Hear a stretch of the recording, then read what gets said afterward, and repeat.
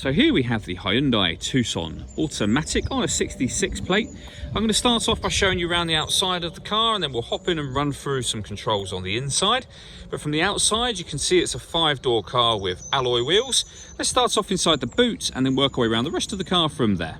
So as we approach the back of the car, you'll see we have reversing sensors, plenty of boot space as well, along with that 60/40 split folding rear seat, should wish to increase that space even further. And then underneath this section, a full-size alloy spare wheel. Okay, so we're just going to work our way back round to the front of the car, and then we'll hop in and run through some controls on the inside. But now that we've done a full circle of it, you can see it's in excellent condition the whole way round.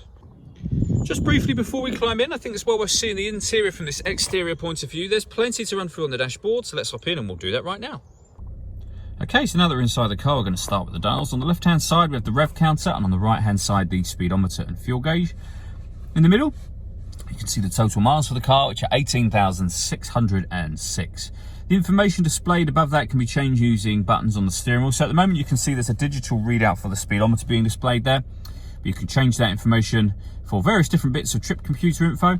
And then there are other menus available: lane assist, your service menu, user settings, and then back round to the beginning again. If we back out to the steering wheel, the buttons I was using just now are here. We've also got cruise control and speed limiter over that side. On the left hand side we have stereo controls, phone controls, including voice activation for the phone. So you can hit that button, ask it to dial anyone in your contacts list, and it'll do that for you without you having to take your phone from your bag or pocket. That is, of course, once you've paired it up, and that is done over in the center just here. Hit the phone button and then use the numbers that correspond with what you want to do up on here. We are going to exit out of that. Radio wise, we have DAB, FM and AM radio, as you can see. If you want to listen to your own music, you hit the media button. Nothing is connected at the moment, but you can connect up an auxiliary device, a USB device.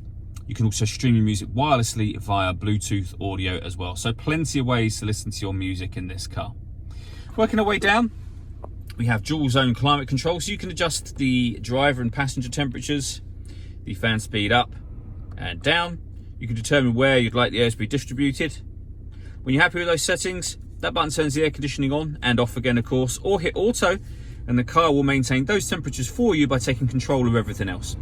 To override that, just readjust the fans and put it back on whatever setting you want it on. We've also got heated driver and passenger seats, both with 3 different heat settings each. Under that we have 2 12-volt charging sockets, as well as the auxiliary and USB inputs that I mentioned a moment ago.